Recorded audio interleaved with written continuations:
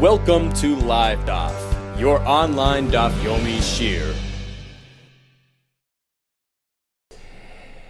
Shalom Aleichem and welcome back to today's Daf Hayomi.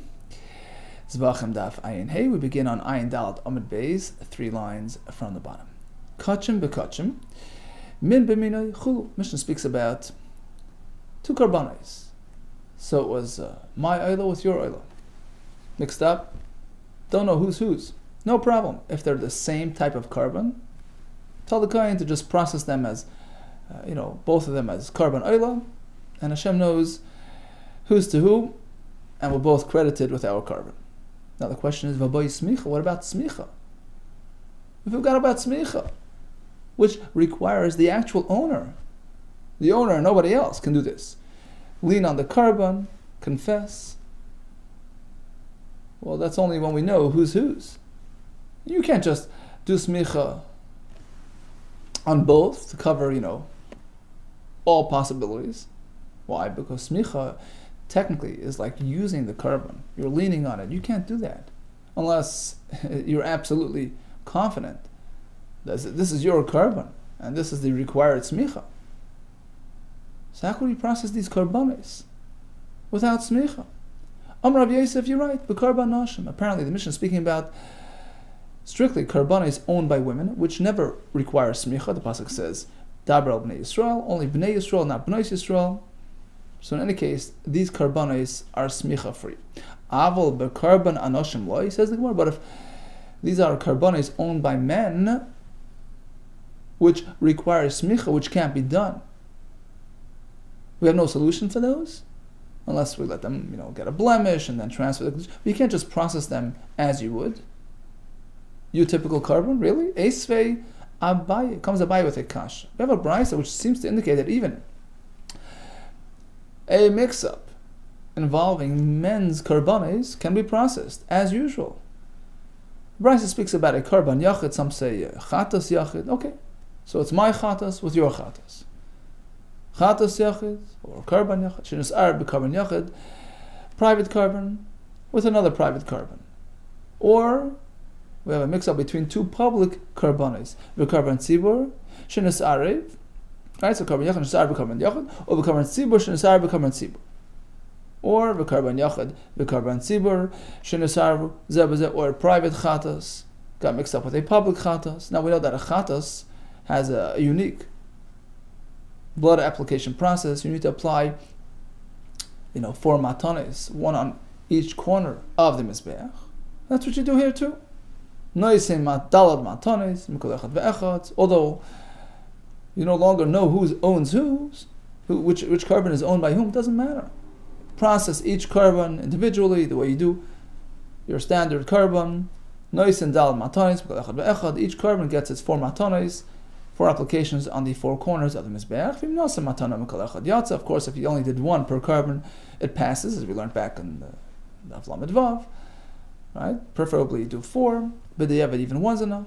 Likewise, if you did 4, Rashi says, Shtayim matane shein arba, means to say that he did, instead of 4 separate, he did 1 on each corner and 2 on the opposite corners, so it's like 2, which turns into 4 because it splits into the 4. So okay, whatever it is, even though he didn't do the preferred method of matana, yatsa, it works. But when do we say that each carbon is processed fully and properly? So you do 4 matanes per carbon, when the mix-up occurred while the animals were alive. Okay, so then you process each one individually, as we said. Aval nisarbu shechutin, but let's say the mix-up occurred after shechita. Rashi explains, what we mean to say is that the blood literally, physically, got all mixed into the same container. We have a huge container with a huge mix, containing, blood of both carbonates.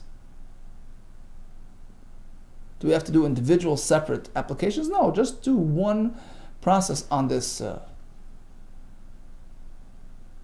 Process this blood as you would any carbon chatas, and you covered both carbonates. by applying this blood, which contains both karbanis' blood, by applying it properly, you've covered both.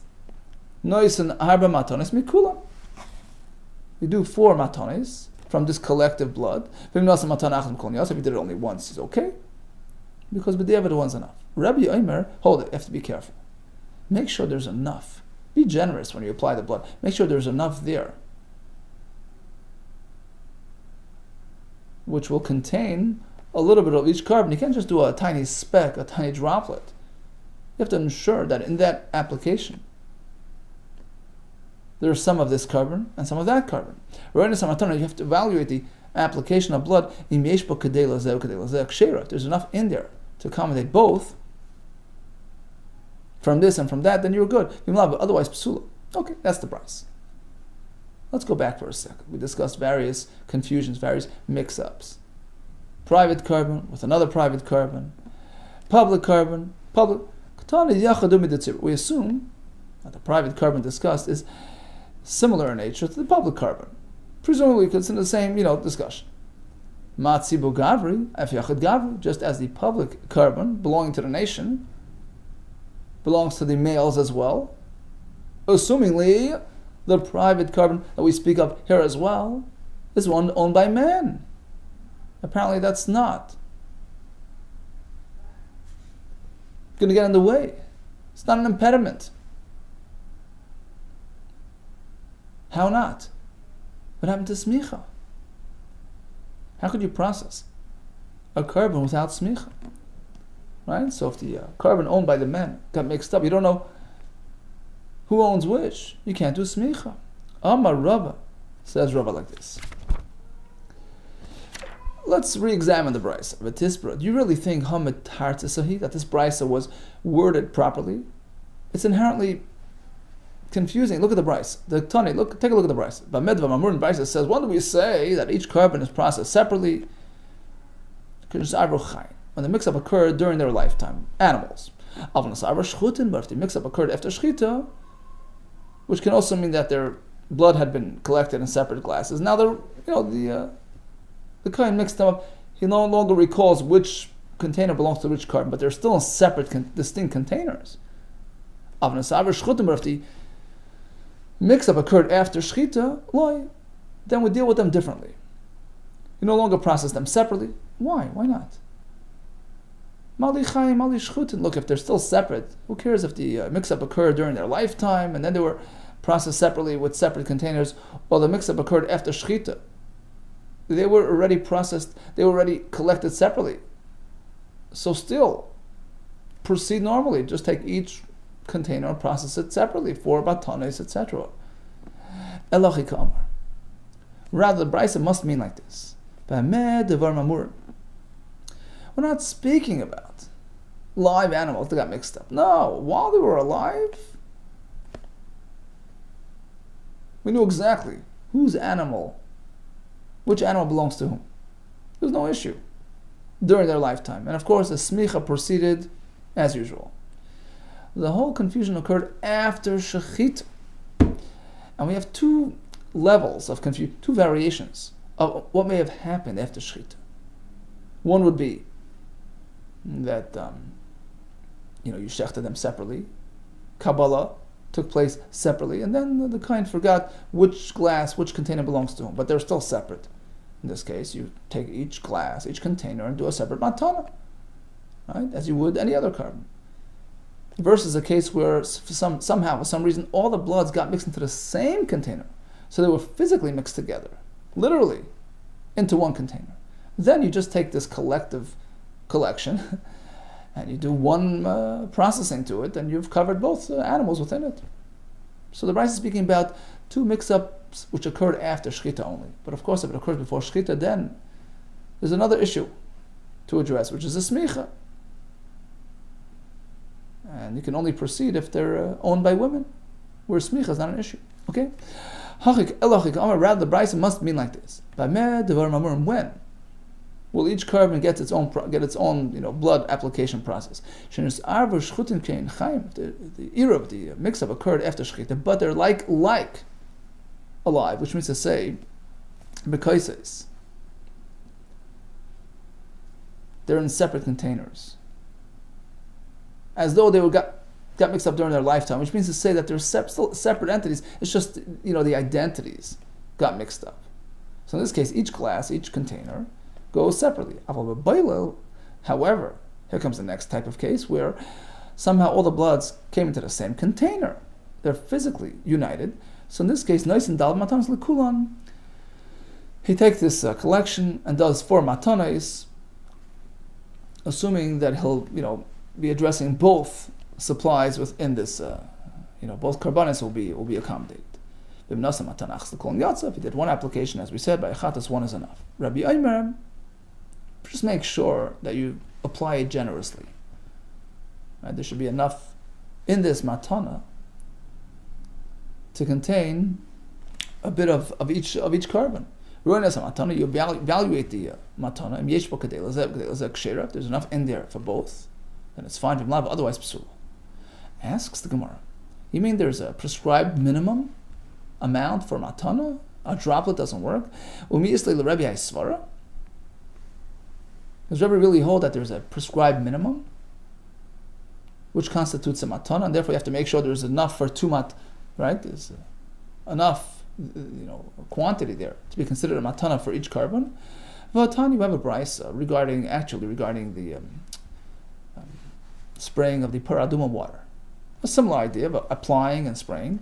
And there Rebbe clearly says that according to Rebbe Lezer over there, even a minuscule droplet is enough. There's no minimum requirement to be considered haza'ah. So actually Rashi explains, we're speaking about the water of the paraduma that got mixed up with regular water. So what do? Very simple. Watanya Amar Rebbe says, according to Rebbe Lezer, who says, just use it in any case. Even though there's some ordinary faulty water mixed in there, it doesn't matter. As long as you get some, even a drop of the proper water, you're okay. Even a droplet of the azor works. There's no prescribed amount. Even if within the spray, part of it is okay, part of it that's okay. Presumably the same thing with azor and a sin of dam. So what do we have to dwell on the amounts and the quantities? Even a drop is enough. Right? You get a drop of this, carb of that. Why do you have to speak about kedenis?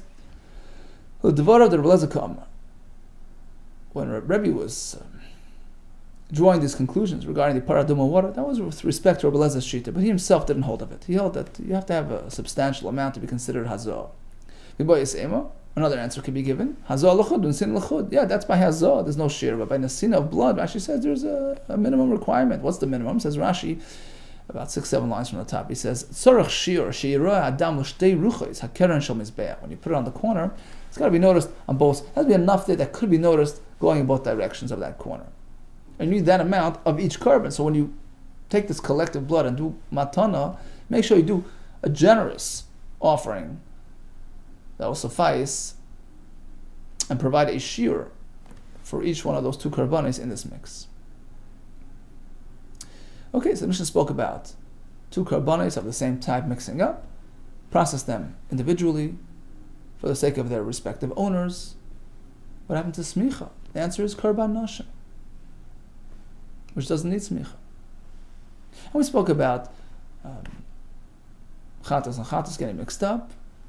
If it happened later on with the bloods, then we do one collective application, according to Rebbe, just to ensure there's enough for each one. Okay, next case in the Mishnah, final mix-up, it involves, let's say, my oila getting mixed up with your b'char, firstborn kosher animal, which is meant to be a carbon, or your maser behema, the 10th, 1 of 10, which is also meant to be a carbon. If it's unblemished, and once it gets blemished, you eat it as a regular animal, almost like a regular animal. You don't actually go and sell it in the marketplace or weigh it on the scale. You do it honorable, with dignity. So in any case, my oil gets mixed in with your bukhar. Mishnah says, what do? We let them run around, get a blemish, and then I set aside some money for my new oil, my replacement oil. I transfer the kedusha from my blemished oil, wherever it is amongst this mix, onto this new money. I buy a new oil, and the rest of the animals are consumed as though they are bechar or maser. with the according to the system that applies to a blemished bechor and maser, which, as we explained, doesn't allow the owner to sell it on the marketplace, to weigh it on a scale. If he decides to sell, it has to be done discreetly, not commercially, to maintain the dignity of that korban. The bechor is eaten by a kohen and the maser by Yisrael. Amar Rami Bar Chama. There are some halachas that apply to a bechor. What about a temura of a bechor? Temura typically involves a fellow who takes a regular animal, puts it near the korban, and he says, well, I want the kedusha of the korban to be extended onto this one. This is sort of an exchange. You're not meant to do it, but if you do it, the temura attains some level of kedusha. And the question is, how close to the original does he become? We have specific, limitations and restrictions and halachas that apply to the actual bechor, the original bechor. Do they apply to the temura as well? So, for instance, in terms of who can consume a bechor, halacha is that according to Beis Shammai, a woman who's a nida cannot eat a bechor, even if it's a blemished bechor. Does that apply to the temura as well? We know that a bechor cannot be weighed on a scale, like we explained. What about the temura? We know that a bechor, even after he gets a mum, you can't redeem him. There's no redemption for bechor. What about the temura of a bechor? Okay, Amar Bechor the Beis Shammai ein machil nides. The original bechor according to Beis Shammai, you can't feed it to nides. What about the temura of that bechor? Temura seimau. Next question. Bechor, even if there's no pedia, there's no redemption by bechor. Temura seimau. What about the temura? Bechor anishkol belitra. You can't weigh the bechor and sell it, the way you typically do. Temura seimau. What about the temura? Amar Rava. We have a brisa which resolves this issue. Tanya, the brisa says, yep. The temura has the same status as the original with respect to these halachas. Tanya bechor maser mishahuma moisin temura. Even after they get a mum, they still have that residual holiness that they can make a temura, they can generate a copy. And if you do it with temuras and kayetzim, they have the same halacha of the original. So that clarifies that matter. Here comes another question posed by Rami Bar Chama. Boy Rami Bar Chama. Suppose the farmer gave the bechor to the kohen, as he's supposed to. And the bechor got a mum. So he can technically just sit down and have it for a meal, right? He decided to be a generous fellow and donate it to the Beis HaMikdash, to the building fund. And the question is,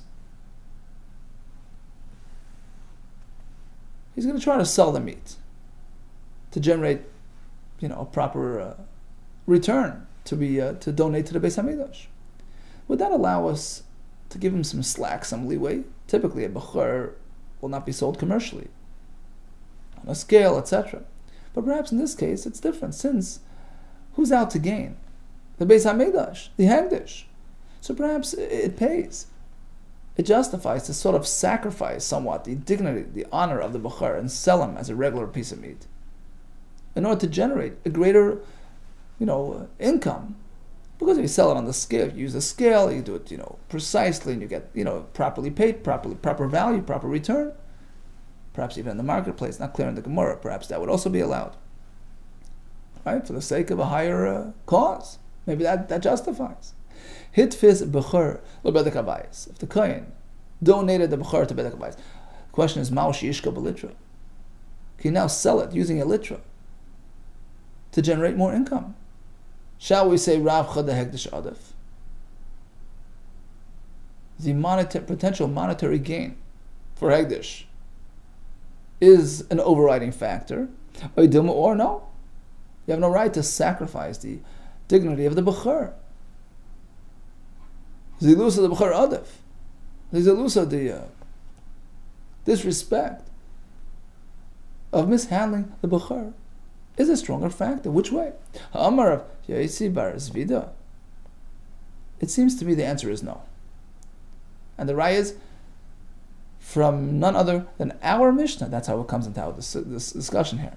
Toshmai, listen to our Mishnah, which speaks about my oila getting mixed up with your bechor. This arv of a bechor of a maser, what happens? Right? You let it pasture, like we explained. Yurachi istavu, v'yoichel ki bechor k'maser. So you let it pasture, get a mum. And then two things happen. Number one, I have to get all those some money, and transfer the kedusha from that blemished oila onto this money and buy a replacement oila. Now, how much am I going to spend on the oila? Assumingly, as much money as I'll get by selling the blemished animal in there, right? Right? Now, the more I can get from selling it, the more I'll use to buy a replacement. Does the Mishnah allow it? No. Mishnah says, since there's a bechor and maser mixed in there, which doesn't allow for commercial sellings, I'm stuck. I have to sell it, domestically, discreetly, maybe even inaccurately, without a proper scale, and not make as much money on it, which actually will deprive the Hegdish, the Beis HaMikdash, of a more expensive carbon. I'm only going to spend as much as I'm going to get back from my blemished oila. And since he's mixed in with a bechor maser, which doesn't allow for commercial sale, they're all going to be fetching a lower price. There you go. Apparently you can't sacrifice the dignity of the bechor maser even in order to achieve a higher income for the Hegdish. Tashman, this arvu b'bechor v'maser, yurachi yistavu, v'yachol k'bechor v'chemaser. The whole group has to be eaten like a bechor maser, which means to say, in the same manner that you eat a bechor maser, which means you can't sell it in the market. Apparently it means to say, the eino nishka b'litra, you can't sell it over there with the litra. So you can't sacrifice, even for the sake of a potential higher income. Likewise, in our case, where the kohen donated his bechor, you can't mishandle him to generate greater income for the Hegdish. Well, said the Gemara, how could you compare? How could you compare the two scenarios? Rav Huna of Rabbi Chizkiah, who were Talmidei Rabbi Yirmiyah Amri, they responded, they objected to this comparison. How do you compare the two stories? Sure, in the Mishnah's case, you can't do it. You know why? Because you're suggesting that I should sacrifice the dignity of one animal to benefit the other animal. That you won't do. But here we're talking about one and the same animal. Hasam, in the case of the Mishnah, Hasam shtei kedushes or shnei gufim. We're talking about two different animals, two kedushes. The idea would be to sacrifice the honor of the bechor, which is a different animal, different kedusha, to benefit the oila, the replacement oila, which is a different animal, different kedusha. Of course, you don't do that. But in our case of the kohen with his single bechor, who's just trying to make some more money for bedek abayis from this actual animal itself. It's in the same family, it's in the same entity. Perhaps he could mishandle him to generate a greater Hegdish income from this animal itself. That's a proper,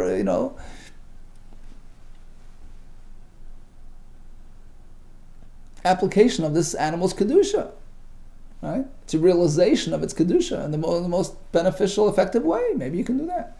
But now a story, it's the same animal, the same entity. Perhaps it would justify to somewhat sacrifice the kedusha of bechor to enhance the ultimate, to generate a greater income from this animal for bedek habayis. Of course not. Look, why would you even think? Why would you even consider this? Ma'ilu Amar. Imagine a kohen would say, you know what? Basically, what you're saying is that you can sacrifice one thing for a higher cause.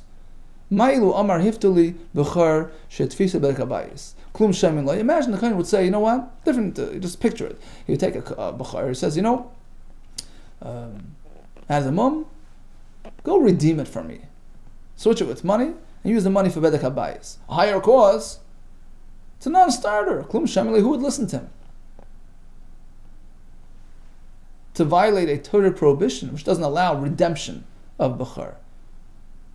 So the higher cause doesn't justify, the end doesn't justify the means. So why would you consider allowing the kohen to sell the bechor of a litra to make more money, violating a transgression? Just because it's a higher cause? Why would that?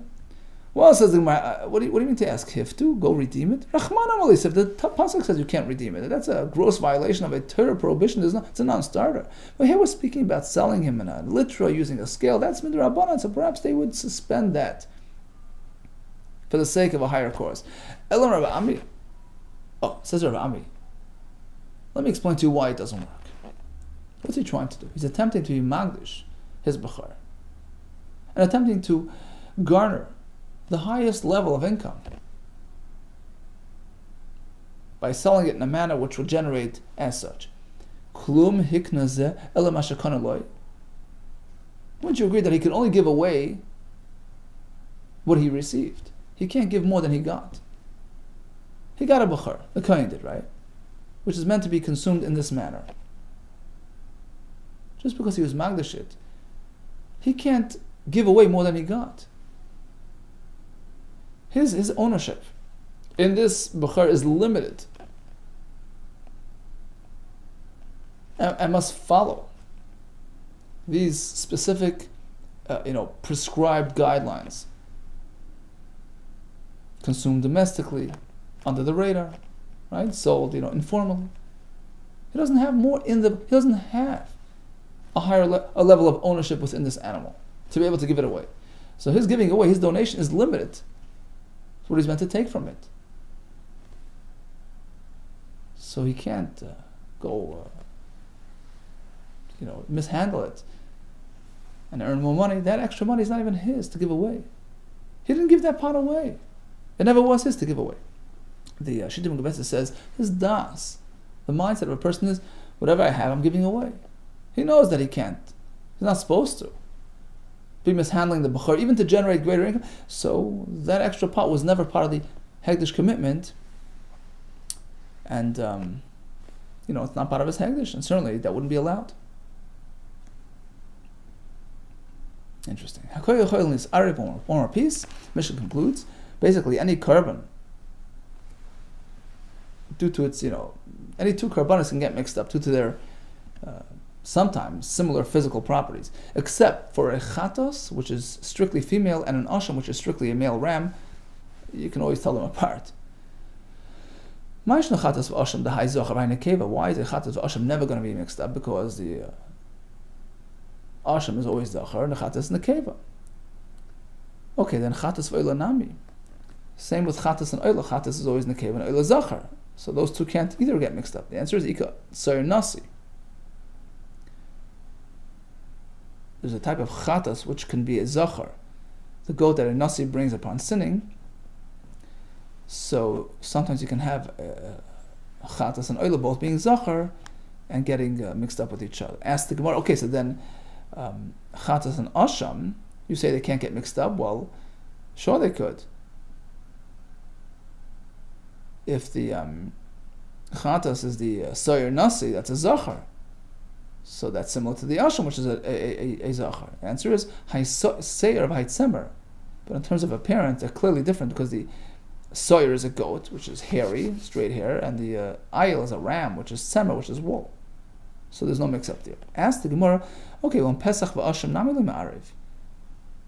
A korban Pesach, which is meant to be a young sheep within the first year of birth, will never get mixed in with an asham, although it's also a sheep, but it's an older sheep, it's a ram. Hai ben shanav, hai ben shtei shanav, this is a year, this is 2 years.